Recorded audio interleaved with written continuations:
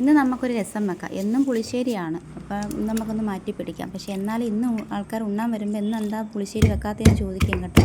പുളിശ്ശേരിയാണ് എല്ലാവർക്കും ഇഷ്ടം. അപ്പോൾ ഞാൻ എണ്ണ ഒഴിച്ച് ആദ്യം കായമാണ് ഇട്ടത്. പിന്നെ ഇതാ കടുക്, ഉലുവ, ജീരകം കൂടെ ഇട്ട് നന്നായിട്ട് മൂപ്പിച്ചെടുക്കുക.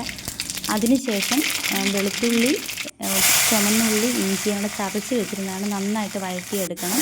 നല്ല വഴറ്റിയെടുത്തതിന് ശേഷം പച്ചമുളക് ഇട്ട് കൊടുത്ത് വഴറ്റാം നമുക്ക്.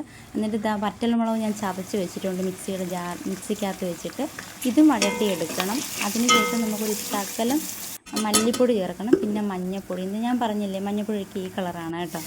പിന്നെ ഒരു തക്കാളി, പിന്നെ ആ ഒരു തക്കാളി തന്നെ മതിയെന്ന് വിചാരിച്ചു. കാരണം തക്കാളിക്ക് ഞാൻ പിന്നെ ഇനി അങ്ങോട്ട് പോകാനോ. അപ്പോഴത്തേക്ക് ഇതാ ഞാൻ നന്നായിട്ട് വഴറ്റിയെടുത്ത് നമ്മൾ പുളിവെള്ളം തിളച്ച് കിടക്കുകയാണ്. അപ്പോൾ അതിനകത്തോട്ട് തട്ടിക്കൊടുത്ത് അപ്പോൾ ഇനി അതൊന്നും കൂടെ ഒന്ന് നന്നായിട്ട് ചൂടായി കിട്ടണം കേട്ടോ. ചൂടായി കിട്ടിയിട്ട് ശേഷം നമുക്ക് ഗ്യാസ് ഓഫ് ചെയ്യാം. അപ്പോൾ രസമായിട്ടുണ്ട്. പക്ഷേ ഇനി ഒരു സാധനം കൂടെ വേണം. അത് ഇട്ടില്ലെങ്കിൽ നമുക്ക് രസത്തിനൊരു ഗുമ്മില്ല. എന്താ? മല്ലിയില.